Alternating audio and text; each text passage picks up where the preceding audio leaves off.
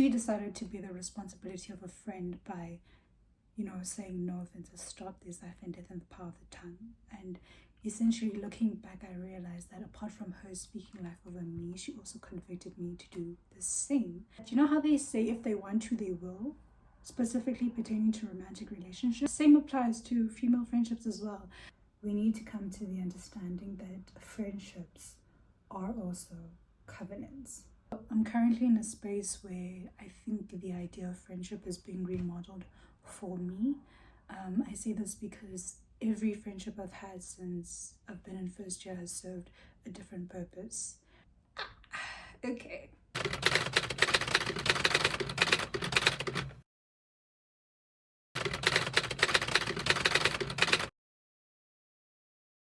Hello guys, welcome back to Freedom Means Embracing Her. My name is Offensive for those of you who do not know me. And today we will be discussing the importance of community through the medium of friendship. I've tried filming this video before early this year, like in March. But as I was filming, I became a bit frustrated, I became irritated. I got tired of speaking, so I cut the cameras and I immediately deleted the footage. I think the reason being was, apart from my notes not being so well structured at the time, I think also my heart posture wasn't right. I think at the time I was speaking from a place of pain and wanting to play victim and pointing fingers, so much so that the whole thing produced no fruit, right? I think my notes are far more structured. Disclaimer, I'm not an expert when it comes to friendship. I myself am learning and relearning the intricacies about friendship. Also, I'm currently in a space where I think the idea of friendship is being remodeled for me.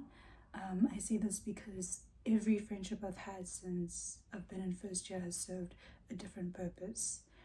But ultimately, I will say I think the fundamental thing when it comes to friendship or any relationship really in that regard is that, there be a heart of service from both parties. So these friendships have served as coverings. These friendships have helped facilitate healing in my life in some way or the other. These friendships have spoken life over me in seasons of despair or brokenheartedness. They have also offered me comfort, but apart from offering me comfort, these friendships have also held me accountable. Which brings me to my first point. I think that it's hard to recognize or encounter the value of friendship if you can't be someone who can be held accountable. So to make this practical, I'm going to share a personal story. So beginning of last year, I had experienced, basically I was mourning the loss of a vision or a dream or the becoming thereof. And so I decided to bring it up in conversation with a friend. So while I was discussing this particular loss with a friend, I just kept going on and on and on and on and on and rambling. You know how these things get. And, sometimes, I don't know, when you get too much in your emotions, you start saying, whatever comes to mind, good or bad. And I remember her stopping me at some point and saying, Vince, there's life and death in the power of the tongue, right? And in that moment, I kind of froze because I was like, girl, here I am. Yeah, so I was like, girl, here I am. I'm trying to essentially just like go through. So basically in that moment, I was just like, girl, I'm trying to, filter through my feelings. I'm trying to, process what happened, ABCD. Like, I don't know, like, why aren't you listening, or why are you making it such a spiritual matter right now, I never actually reacted that way, like in the physical, but like in my head, I kind of like just froze and I was thinking those thoughts. I could have easily rebutted looking back. I could have taken offense. I could have become defensive. But I think in that moment, she was holding me to a higher standard, right? I mean, it's okay to be hurt. It's okay to be disappointed. And it's okay to express these things, you know, to go about, to actually emotionally regulate what happened. But there's a manner in which these things are to be done. And in that moment, that's what she was doing, essentially. Speaking death over myself. And she decided to be the responsibility of a friend by, you know, saying no offense, stop, there's life and death in the power of the tongue. And essentially looking back, I realized that apart from her speaking life over me, she also convicted me to do the same. And had I don't know, rebutted, I think I would have limited my experience of being edified or built up by the friendship itself. So with all that being said, another point that I wanted to highlight is the value that we place on networking, on professional partnerships, on romantic relationships. I think we've devoided that. Yeah, we've devoided friendships of that same value, you know. This is just to say that I think that friendships are as much as an investment as, you know, the former things that I have mentioned, right? And not in a sense where we make it a bargaining tool, where it's like, okay, I give you, you give me, in a superficial sense, you know, or for the sake of mere appearance or whatever the case may be, but in a sense where I pour into you and you pour into me because I want to see you grow and I want to see you flourish and I want to see you become the woman you were purposed to be, right? So this just goes to say that I think we should stop having a casual mindset when it comes to friendships where we aren't so intentional about creating spaces where we're able to connect, where we are able to ensure that the other person is edified, right? Like, you know, where sometimes maybe we're meeting up, but each time we meet up, both of us are like on our phones, whatever the case may be, where, I don't know, we're just always in spaces where we are distracted. I think, yeah, a lot of people have made or normalized that, you know. Again, with the idea of low maintenance friendships, personally, I don't think there's such a thing as low maintenance friendships. Correct me if I'm wrong, but yeah, no. I don't play like that. I don't like the idea. It doesn't make sense to me. But yeah, in the space where we are being intentional, or in the case where we're being intentional about creating spaces where we're ensuring that the other person is edified. Personally, for me, like as I've mentioned before, like someone else speaking life over me, darling. One thing about me, words of affirmation, that is my top tier love language. That is when, shame guys, honestly, like I'm not kidding, when my friends speak life over me, I can become a delulu girl. And not like words that are just like very, I don't know. Because I had a conversation with a friend and like he was like mentioning like shallow flirtatious words. That's not what I mean. That's not what I mean. I mean like a friend seeing me at my lowest and still speaking to the higher version of who I am, or closing that gap between, you know, the woman I am now and the woman that I want to become, you know. And I think honestly, we should normalize loving our friends the way in which they want to be loved in friendships as well, especially female friendships, which is something I'm trying to highlight right now. Yeah, so I'm not gonna go too far deep into it because hopefully you are familiar. If you're not, you know, do your research. So this could be, you know, quality time, it could be physical touch, it could be acts of service, it could be, what else do we have? Gift giving. In the a case where you have the money, go ahead. And then last but not least, words of affirmation. Period. Yeah. And I realized that, how they say if they want to, they will, specifically pertaining to romantic relationships. The same applies to female friendships as well. Personally, I'm not someone who is fond of physical touch. I've become more open to physical affection with certain friends who have slowly and patiently introduced the idea to me, yeah, you need to be very patient, because one thing about me, I'm not someone who likes being touched. Don't touch me, what are you doing? No. And shame, quite literally, it's come to the point where when I see these friends, I'm so willing to just open up my arms and okay, hug me, I wanna hug you, I wanna embrace you, type of thing. So honestly, your friends can learn if they want to. If they don't want to, excuse, I'm sorry. Also, just to quickly add on to that, it's come to a point where for me, even my friends question, they're like, really, you're not a physically affectionate person? I'm like, no, no, I'm not. And that's just because I've become that comfortable in showing affection, yeah.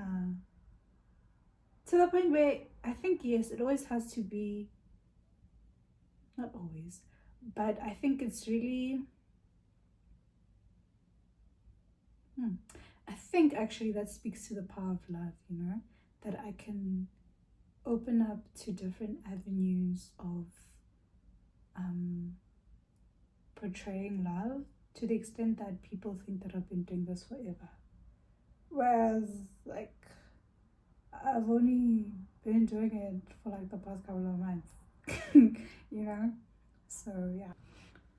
Okay, so now this is basically my last point, but it's going to be a bit extensive because kind of a little sermon tied to it. And the thing that I want to highlight is that we need to come to the understanding that friendships are also covenants, right? So the same way we recognize marriage as a covenant, or whatever business partnerships you come into agreement with, or professional partnerships, whatever the case may be, it also serves as a covenant. And to my understanding, or my own revelation of a covenant, is that it is when two or more people come together to ensure that a shared vision comes to life. It generates impact. I'm going to be alluding to a story in the Bible in relation to Jesus, but the focus is not so much on Jesus.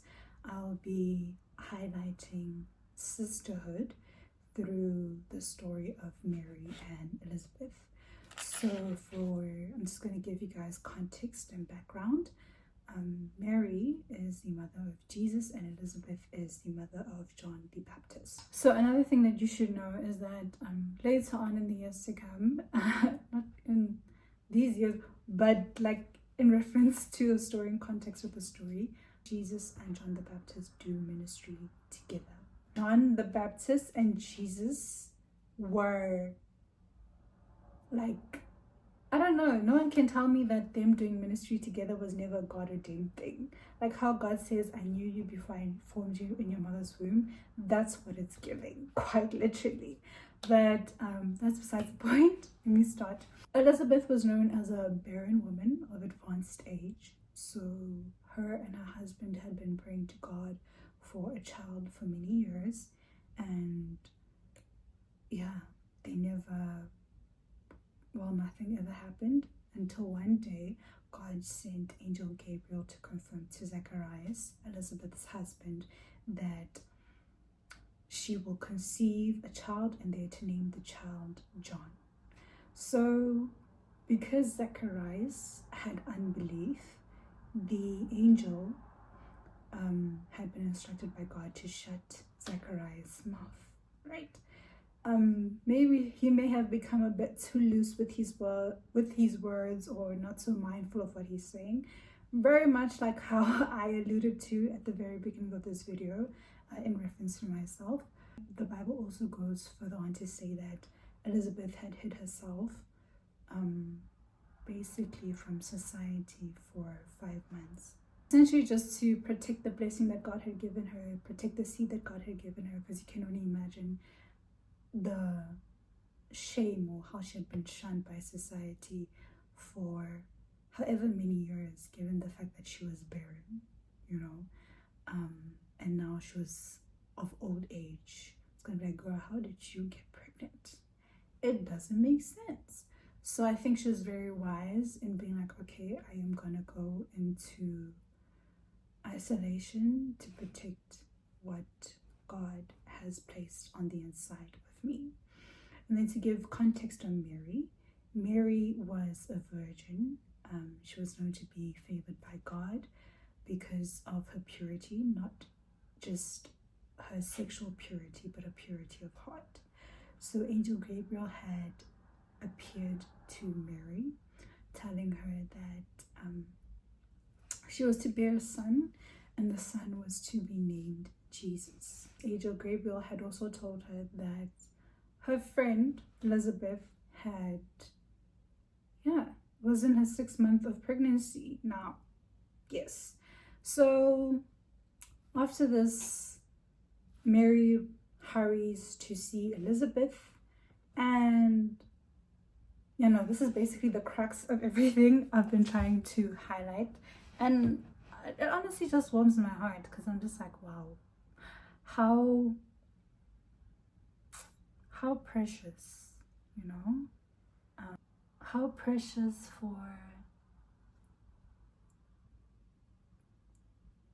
how precious is it that God had brought confirmation of his promises in their own respective lives through each other, you know. So we read in Luke 1 verse 41, and it happened when Elizabeth heard the greeting of Mary that the babe leaped in her womb, and Elizabeth was filled with the Holy Spirit. And then it goes further on to say in verse 42 that Elizabeth then uttered, "Blessed are you among women, and blessed is the fruit of your womb."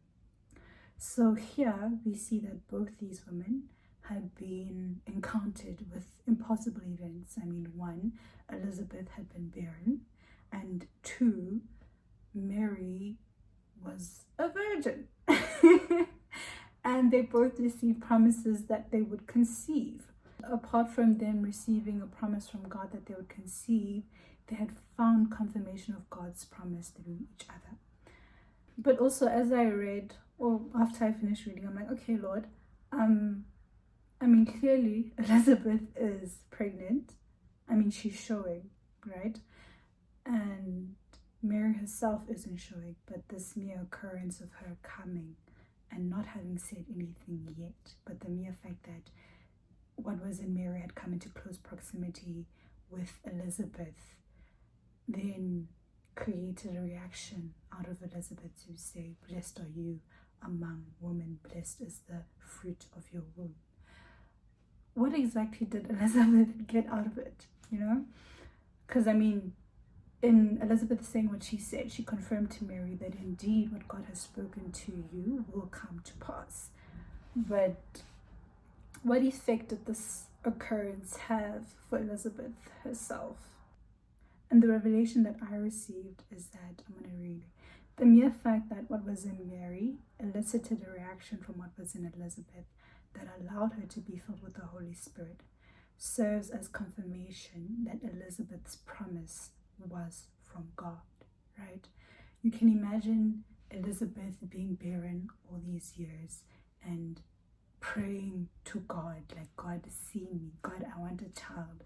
Lord, please give me a child. Please bless the fruit of my womb as well. What's wrong with me and my husband? Why can't we have a child?" You know, and then having society and its own opinions, and them just saying, I don't know, feeling some sort of, other than her being shunned and shamed, obviously there was a space of isolation that was created, right? Isolating Elizabeth and her husband from society itself. So all these years she's felt marginalized and, sidelined. So here she's having an encounter where God is saying, basically, all these years I had purposed you to have a child. All these years I had been listening. Basically, she has an encounter with God as El Roi. So for those of you who don't know, El Roi is a name, one of the many names that God has, and this one specifically refers or highlights him as the God who sees. So basically, they both did get something out of it, As I pour into you, you pour into me. We're both ensuring that you become the woman you were purposed to be, And I mean, obviously, in this context, we're seeing it in bearing a child, but, each of us have something that we're carrying, like a seed, an idea, a vision, whether it be a business, whether it be a movement, whether it be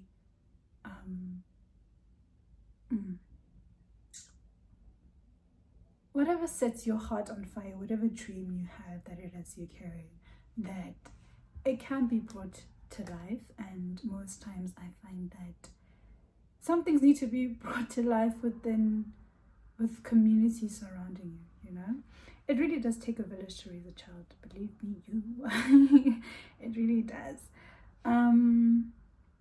Yeah, man. So that's what I wanted to say with regards to friendship.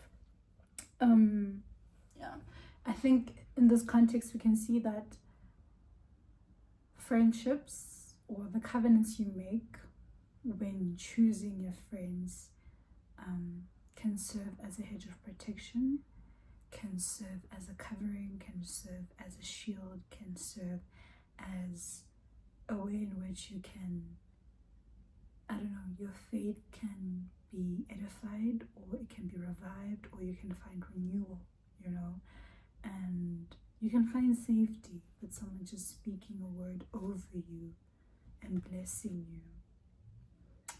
Yeah, with whatever doubts you carry. And then now, to make it a bit more personal, I'm going to be sharing my own personal testimony. I'm going to try and make it quick because I don't want this video to be that long. So this is the harder part, I think. So from my perspective, or my experience in high school, I think I had very unfulfilling friendships, very one-sided, very much I'm always pouring into you, I never get anything in return. Yeah, not feeling valued, all those kind of things, not feeling included, all those kind of things, but I'm not gonna play victim all the way, because I have to take accountability and admit that, I allowed for those things to happen at the end of the day. Yeah, let's be honest, you can't, I allowed for those things to happen to some extent. I mean, it's how you see all the red flags and you're ignoring all of them. Why? I think putting yourself in situations, friendships, whatever the case may be, where you're not valued, where you're always overextending yourself, going the extra mile, all those kind of things, it can be very, other than it being detrimental, it can also be very self-deprecating. So I think it can do a lot to your self-esteem more than you realize. But like I said again, I had a role to play as well. So I'm not gonna act like, yeah. Because I can say a lot of these friendships died in grade 11, but I held on to them. I just held on to them for some reason. And I only let go halfway through first year, because I felt like God was saying, girl, I need you to let go. For me to give you what is coming next, or for you to be able to embrace wholeheartedly what is coming next. I need you to let go. You know, like that little image of like God holding a big teddy bear at the back and then you holding the small teddy bear. And I'm like, no, Lord, I want to keep this small teddy bear. And he's like, girl. Well, he doesn't say girl, I have something bigger for you. But like, just trust me. And I trusted him, and I cried when I broke all those friendships off, despite how they didn't, I feel like they didn't serve me during my seasons of, you know, despair or heartbreak or... Yeah, at the time, basically, I was just dealing with the fact that I didn't get into medicine, and like, it was a big deal for me, and the mere fact that no one was in sight to help me, I don't know, deal with that mentally, emotionally, was just like, actually, what am I still doing with you guys, type of thing, you know? Yeah. But with all that being said, Shaman, I'm glad that I trusted God. Not to say that any of my friendships are perfect, but I can definitely tell you that they have been far more fulfilling than the friendships I've had in the past. To know that one can be loved without having to put yourself in situations, I don't know, like going out of who you are or compromising your value to receive love is crazy and mind-blowing. And to have people see you like, or open up your eyes to dimensions of yourself that you aren't totally aware of, has been, I don't even have the words. I don't even have the words, but it has been such a great blessing. Yeah, man. Yeah. I don't know. Basically, everything I've discussed concerning what friendship is or what I think it should be, that is everything they have been for me. So I've experienced great restoration through the friendships I have now, and I still continue to, and I can't wait to see how these friendships continue to grow and how they feed into me as much as I feed into them. Yeah, man. Yeah, that's it. All right, bye. Yeah, I hope you enjoyed the video. I hope that you learned a thing or two, and I hope that it blessed your heart, and I hope that, you know, despite the experiences you've had with certain friendships in the past, just know that God can redeem, God can restore. God is doing a new thing, baby girl. All you need to do is just let go and create room for him to start a new thing in your life. There is more ahead, which is something that I am trying to believe also in this season of my life as well, that my best days aren't behind me and they're still ahead. And even in the context of friendship, that is still very much true. And also, I'd just like to highlight that you letting go is also a form of obedience. Believe me, I mean, it's the same way Lot's wife didn't let go. Hey, that girl kept looking back, and what happened? She turned into salt. Do you want to turn into salt? I know I don't want to turn into salt. And that is something I'm trying to apply to another area of my life. Just, yeah. So basically, I'm using a testimony from one area of my life to like facilitate faith for another area of my life, you know? Yeah. And that's how things just work with God, you know? And yeah, man, love him. He loves me. He loves you too. He loves you too. I promise you, he loves you too. Yeah, like I said, I hope you enjoyed this video. I don't want to say enjoyed shooting it because I don't like speaking and I've been delaying this. So yeah. Okay, bye now.